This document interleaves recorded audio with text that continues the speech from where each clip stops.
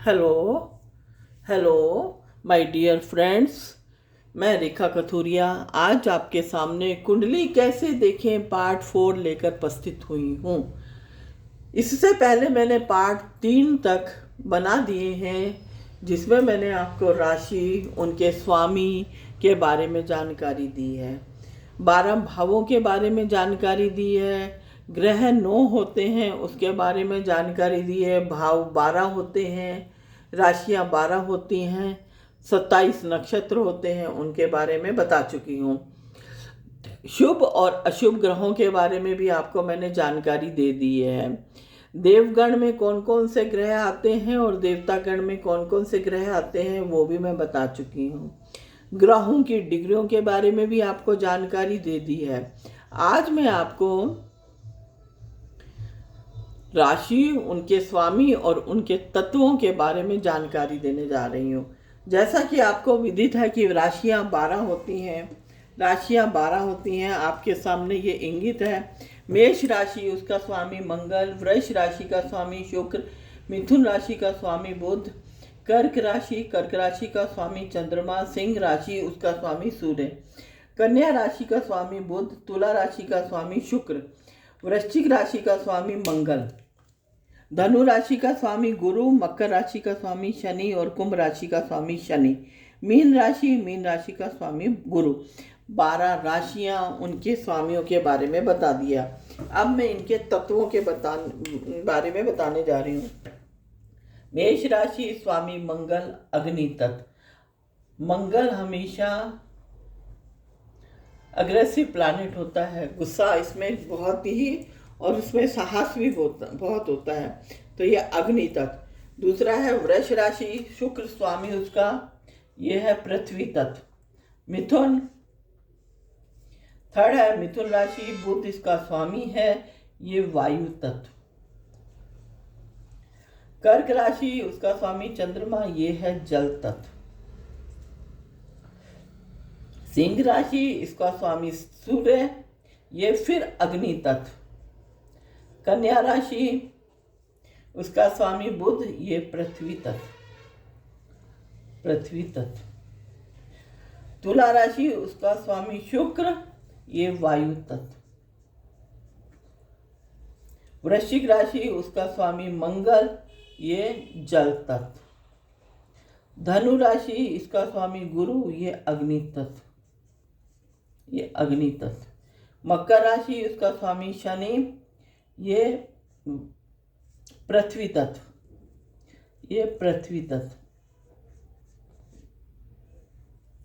कुंभ राशि, इसका स्वामी शनि, ये वायु तत्व।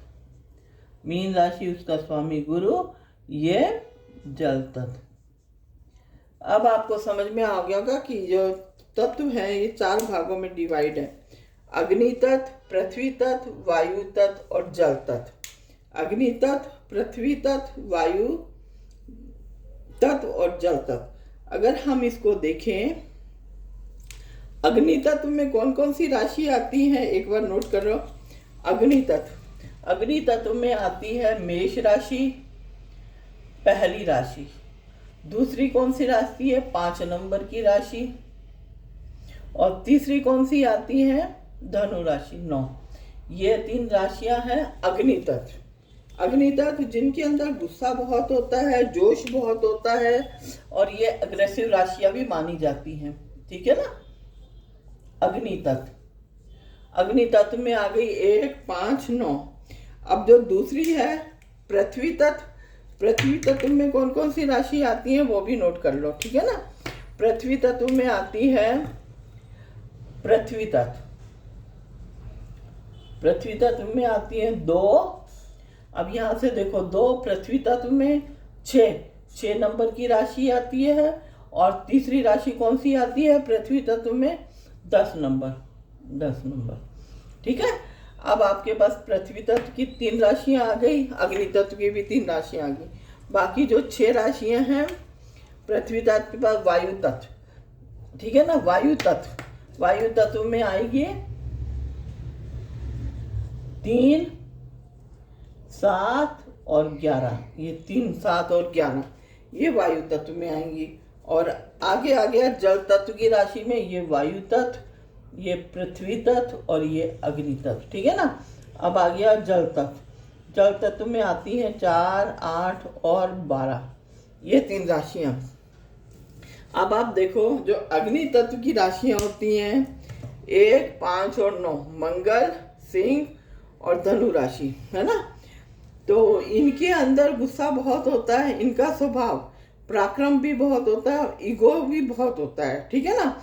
अब वायु तत्व की राशियां, ये दूसरा है पृथ्वी तत्व की राशियां 2, 6 और 10, वृष, कन्या और मकर राशि, ये पृथ्वी तत्व स्थिर राशि है, इनका भाव स्थिर रहता है, ठीक है ना।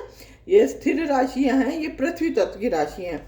वायु तत्व की राशियां 3, 7 और 11, मिथुन राशि, तुला राशि, और ये सपने बहुत बुनती हैं, सोचती बहुत है, तरह तरह के ख्याल इनके मन में आते रहते हैं और बहते रहते हैं, आते रहते हैं, जाते रहते हैं, आते रहते हैं, जिस तरह से वायु हमेशा बहती रहती है ना, उसी हिसाब से, ठीक है।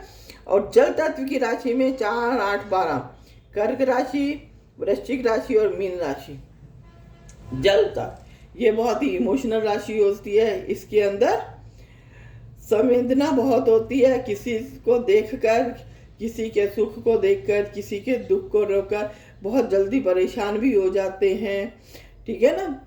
और इमोशनल राशि होती है, बहुत जल्दी दुखी हो जाते हैं, बहुत जल्दी खुश भी हो जाते हैं, ठीक है ना। ये जल तत्व की राशि है, ठीक है। ये 4 राशियों के बारे में बता दिया। अब आपको ग्रहों के बारे में पता है, ग्रह कितने होते हैं? 9 ग्रह, राशि 12, भाव 12 और नक्षत्र 27। नक्षत्र के बारे में मैं नेक्स्ट वीडियो में आपको बताऊंगी, ठीक है ना। अब आ गया ये, हाँ, अब देखो भाव 12 होते हैं, भाव 12 जो फिक्स होते हैं, 1, 2, 3, 4, 5, 6, 7, 8, 9, 10, 11, 12, 12 भाव फिक्स भाव, चेंज नहीं होगा किसी भी हालत में, कुछ भी कर लो, पहला घर यही रहेगा, दूसरा यही रहेगा, तीसरा चौथा यही रहेगा, छठा यही रहेगा, 7वां भी यही रहेगा, 8वां, 9वां, 10वां, 11वां, 12वां, ठीक है। अब हम पहले भाव से क्या देखते हैं? पहला भाव हम खुद होते हैं। पहला भाव क्या है? हम खुद होते हैं। इसको हम तन से, तन, ये हमारा तन है, तन मतलब शरीर, ये हमारा तन, तन मतलब हमारा शरीर, ये हमारा तन, हमारा शरीर पतला होगा, मोटा होगा, हमारा रंग गोरा होगा, ठीक है ना, काला होगा, हम लंबे होंगे, छोटे होंगे, ये सब हमारे स्वभाव में गुस्सा होगा, हम शांत स्वभाव के होंगे, हम धार्मिक होंगे, ये सारा फर्स्ट भाव से देखा जाता है। हम खुद हैं, पहला भाव हम खुद हैं, हमारी पर्सनैलिटी। दूसरा भाव हमारा परिवार है। दूसरा भाव क्या है? परिवार। हमारी वाणी, हमारी वाणी, हम कैसा बोलेंगे? मीठा बोलेंगे, कड़वा बोलेंगे। अगर ये शुभ भाव होगा तो ये सब चीज़ें अच्छी होंगी, और अगर ये अशुभ होगा, अशुभ ग्रह बैठे होंगे, तो ये सब चीज़ें हमारी खराब हो जाएंगी, वाणी। और ये धन का भी भाव है, धन, हमारे पास धन कैसा होगा, ज़्यादा होगा, कम होगा, ठीक है ना, ये धन का भी भाव। थर्ड भाव हमारा पराक्रम, हमारे में पराक्रम कितना होगा, काम करने की एफिशिएंसी कितनी होगी, पराक्रम, कितनी मेहनत करेंगे, भाई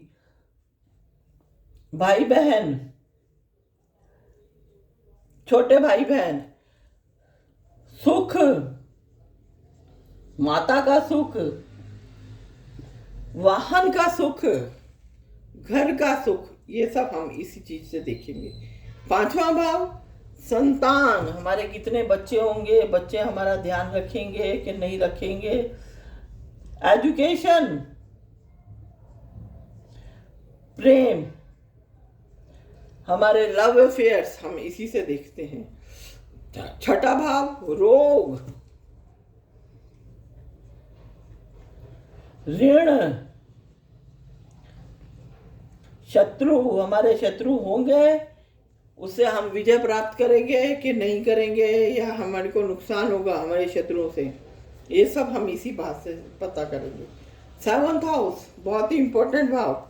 जीवन साथी हमारा कैसा होगा? जीवन साथी, सुख मिलेगा, दुख मिलेगा, हमारी मैरिड लाइफ कैसी होगी?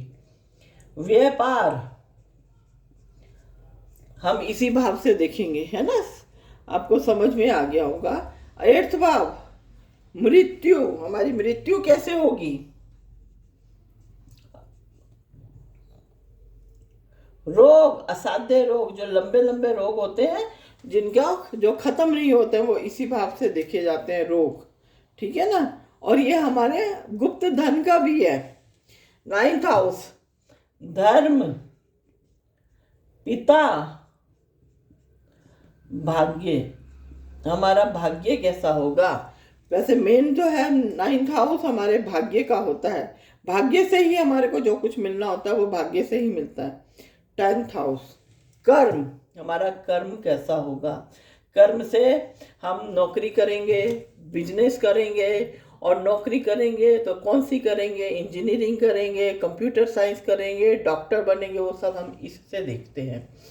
11th हाउस, जो हमने काम किया उससे हमको फायदा कितना होएगा, हमारी आय कितनी होगी, धन कितना जमा होगा, वो इससे देखेंगे। हमारे लाभ का भाव भी यही है, सब तरह के लाभ इसी से मिलते हैं। ये हमारा व्यय है, ये हमारा खर्चा है। मोक्ष है, जेल का भी है, ठीक है ना? और कोर्ट केस भी यही है।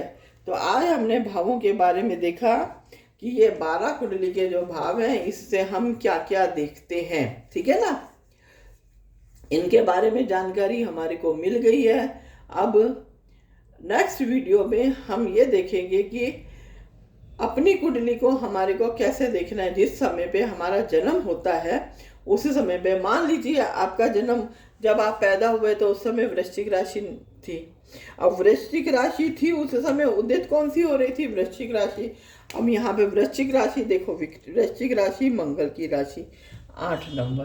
तो अब 8 नंबर की राशि है, हमने आपकी कुंडली बनाई तो 8 नंबर की राशि है यहाँ पर। तो आपका जो स्वभाव है, आपका शरीर है ना, 8 नंबर के हिसाब से, मंगल के हिसाब से होगा। मंगल हड्डियों का भी कारक है, हड्डियां हमारी मजबूत होंगी, हाथ पैर हमारे मजबूत होंगे, ठीक है ना? गुस्सा हमारे में वैसे होगा।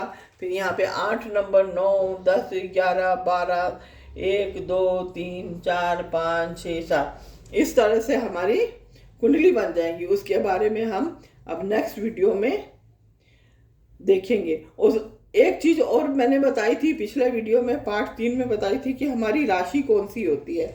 जिस भाव में हमारा चंद्रमा बैठ जाता है वो हमारी राशि हो जाती है। अब मान लीजिए कि चंद्रमा हमारा इसमें बैठा है 10th हाउस में, तो 10 नंबर की राशि मकर राशि, तो हमारी राशि क्या होगी? हमारा जो फर्स्ट हाउस होता है इसको हम लग्नेश कहते हैं। लग्नेश, लग्नेश हम खुद यहाँ पर बैठी वृश्चिक राशि, वृश्चिक, ठीक है ना, उसका स्वामी मंगल, और हमारी राशि कौन सी हो गई?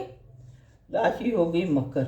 इतनी आपको जानकारी मिली है। नेक्स्ट वीडियो में हम फिर मिलेंगे, तब तक के लिए धन्यवाद। अगर मेरा वीडियो आपको पसंद आया हो और मेरे समझाने का तरीका पसंद आया हो तो लाइक सब्सक्राइब करना ना भूलें, और मेरा साहस इसी तरह से बढ़ाते रहें ताकि मैं और अच्छे आपको वीडियो आपके सामने प्रस्तुत कर सकूं और अपनी जो भी गलतियां हैं उनको सुधार सकूं। धन्यवाद, फिर मिलेंगे।